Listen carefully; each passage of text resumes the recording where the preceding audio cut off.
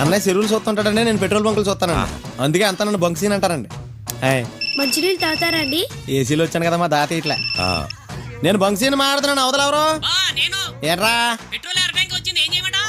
అట్టం కిరసాలు కలిపమ్మే గొడవ అయిపోద్దేమో. ఎలా తెలుస్తుందిరా? కొన్ని కూడా రుచి వస్తాడా ఏంటి? పెట్రోల్లో కిసనాలు కలిపితే పొగ ఎక్కువ వస్తుంది కదండి. అది వెనకాల వచ్చేవాడు తెలుస్తుంది కానీ బండి నడిపేవాడు తెలియదు కదా. నాన్నగారు వాళ్ళు ఎలా ఉన్నారు బాబు? బిజీగా ఉన్నారండి, పెళ్లి పనులు కదా. కాఫీ తాగుతారా? అక్కర్లేద్దమ్మా, మిమ్మల్ని దగ్గరుండి తీసుకురమ్మని పంపించారండి. టీ తాగుతారా? బుద్ధున్నా లేదా నీకు? వద్దని నుంచి చెప్పాలి. ఇందాక నుంచి కాఫీ కాఫీ అని ప్యానల్ తోడెత్తాను. విజయవాడలో తాగాను, కోదాలో తాగాను, సూర్యాపేటలో తాగాను. ఇదన్నా టానిక్ కాదు, తాగితే బలం రావడానికి. మీ చుట్టాలందరికీ బస్ చేశారంట కదండి, మేము కూడా ఇక్కడ 100 మంది కార్డులు ఇవ్వాలండి. అవి ఇచ్చేసి 4 రోజుల తర్వాత అందరం కలిసి బయలుదేరిపోతామండి. అలాగే. గుమ్మడిగా లోనట్టు అది కింద పగిలిపోతామని ఇందాక నుంచి టెన్షన్తో చచ్చిపోతున్నాను నేను. వదిన గారు ఆఫీస్కి వెళ్ళారండి? అవును బాబు.